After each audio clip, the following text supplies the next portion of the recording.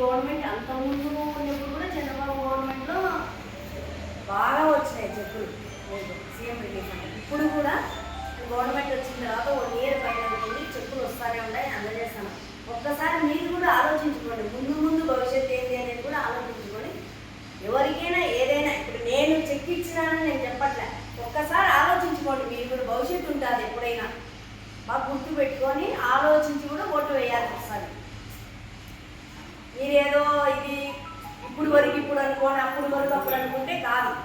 మీరు ఆలోచించుకోండి. ముందు గవర్నమెంట్లో ఒక్కరికి కూడా ఏది కూడా రాలేదు, ఈ గవర్నమెంట్లోనే వచ్చేది. అప్పుడు గవర్నమెంట్లో మా గవర్నమెంట్లోనే వచ్చింది, ఇప్పుడు గవర్నమెంట్లో ఎన్ని చెక్కులు మేము అందజేస్తామంటే అన్ని చెక్కులు అందజేస్తాం. ఆడ ఇంటి దగ్గర మేము అందజేస్తాను. ఎప్పుడంటే ఆఫీస్ ఉంది, ముందు మామూలు అయితే ఇంటి దగ్గరనే అందజేస్తాను. ఇంకా ఉన్నాయి, అందరూ ఉంటాయి, 50 ఉన్నాయండి, వస్తానే ఉన్నాయి. మన అయితే ఆపట్లేదు. ఎన్నెన్న పెట్టుకో, కనీసం 10,000 20,000 కూడా వస్తాయి. 20,000 పైన వస్తాయి. ఒక్కసారి మీరు కూడా దయచేసి ఆలోచించుకోండి. ఎందుకు చెప్తాను, ముందు భవిష్యత్తు బాగుంటుంది ఎవరికైనా.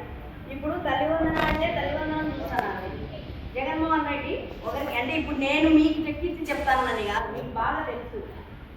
ఒకటే ఇస్తాను, ఇద్దరికి అన్నాడు, ఒకరికి ఇచ్చి. ఇప్పుడు చంద్రబాబు గవర్నమెంట్లో ఆయన ఎన్ని, మా గవర్నమెంట్లో ముగ్గురునే, నలుగురునే, 5 మందినే ఇచ్చినాడు కదా. అది ఆలోచించుకోండి ఒకసారి, భవిష్యత్తు ఆలోచించుకోండి ఎప్పుడైనా. ఓకేనా? ఓకేనా? ఫ్రీ బస్సు ఇంకా ఉన్నాయి, ఇంకా పథకాలు మన లేడీస్కి 1500 వస్తారు, ఎప్పుడో టైం పడుతుంది అది కూడా. ఓకేనా?